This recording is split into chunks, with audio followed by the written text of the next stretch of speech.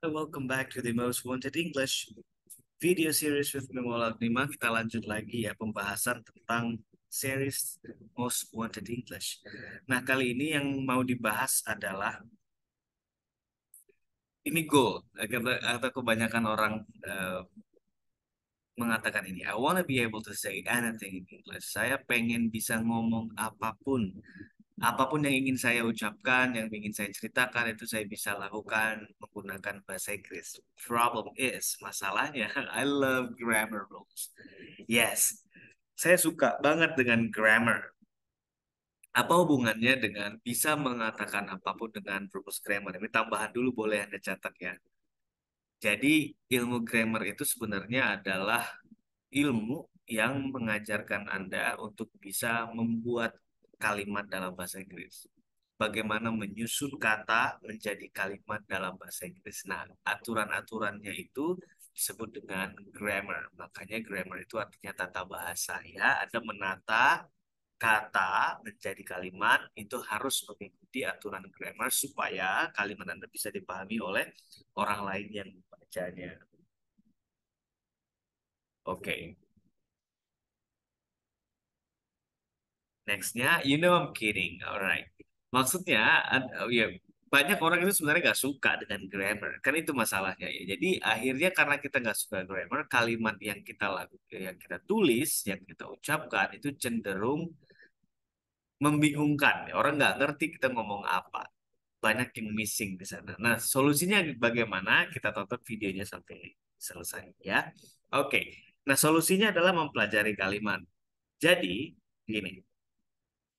Anda sudah tahu bahwa grammar itu adalah ilmu untuk bisa membuat kalimat dalam bahasa Inggris atau menyusun kata menjadi kalimat dalam bahasa Inggris. Isinya grammar rules itu ada parts of speech atau eh, penamaan setiap kata dalam bahasa Inggris.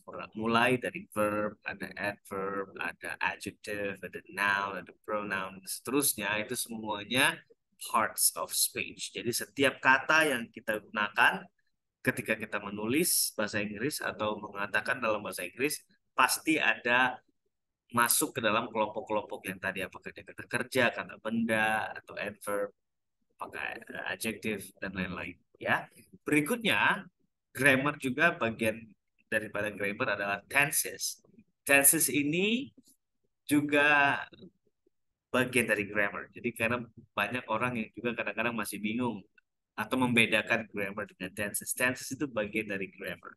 Ya, apa sebenarnya yang dibahas dalam tenses? Tenses ini adalah intinya Anda tahu bahwa kata kerja dalam bahasa Inggris itu berubah-ubah bentuknya.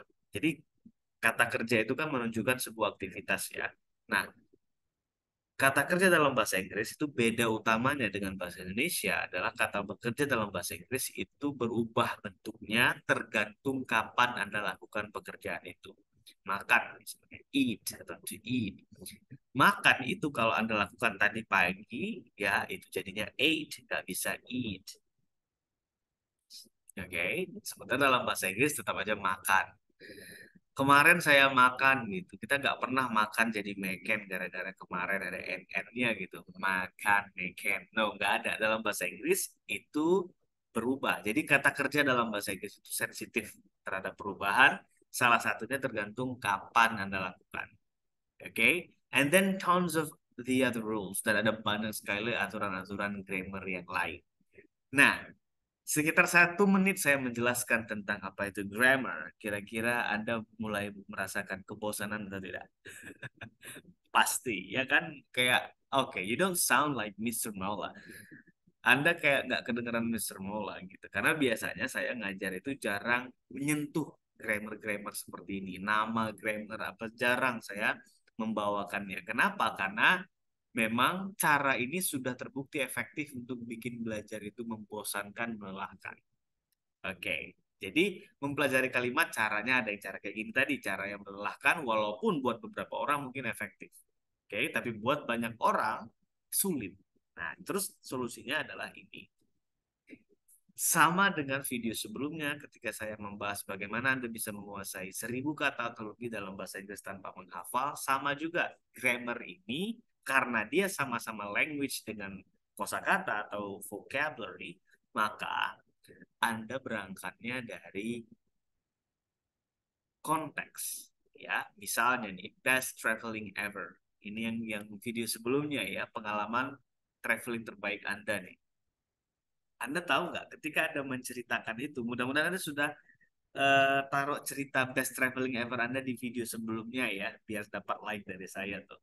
Nah, Anda kan membuat kalimat ya, membuat kalimat. Beberapa komentar itu biasanya, sorry, beberapa cerita ya kalau Anda sudah posting di kolom komentar itu biasanya kadang-kadang kalau memang saya lihat ada kalimat yang perlu banget harus diperbaiki, itu baru saya perbaiki atau saya kasih koreksi sedikit. Nah, itu semua ya cerita itu kan kumpulan kalimat. Misalnya katakan Anda menceritakannya dengan satu paragraf.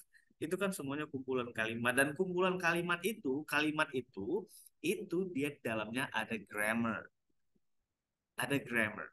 Ketika grammarnya salah, maka pasti kalimatnya jadi nggak jelas. Apakah urutannya, apakah mungkin tambahan-tambahan hurufnya, kayak gitu ya.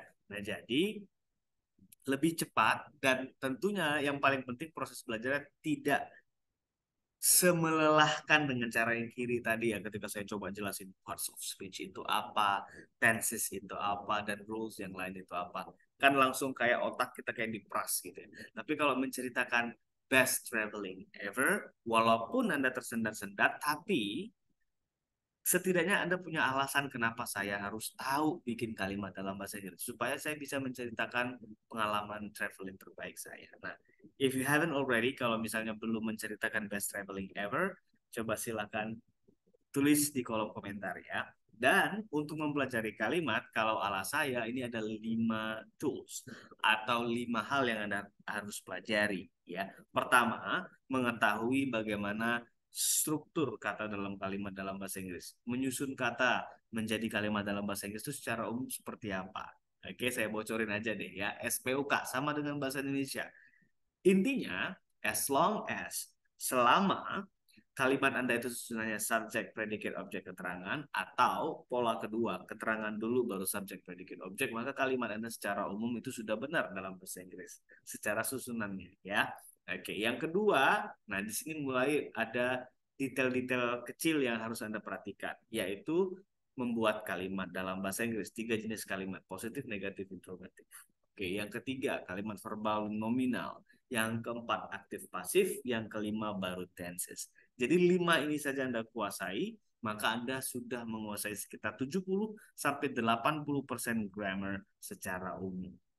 Luar biasa, right? Cuma 5 hal. Saya selalu mengatakan ini di kelas-kelas saya. Kuasai 5 hal ini, maka kalimat Anda harusnya sudah oke banget. Kenapa? Karena semua kalimat dalam bahasa Inggris nggak akan mungkin bisa keluar dari 5 pola ini. Oke, I hope you guys enjoyed it. Mudah-mudahan ada yang bisa dipelajari dari video ini. Mudah-mudahan manfaat dan membantu Anda. Silakan klik subscribe, jangan lupa supaya Anda mendapatkan notifikasi atau pemberitahuan ketika saya upload video baru lagi. Thank you guys for watching. Until next time.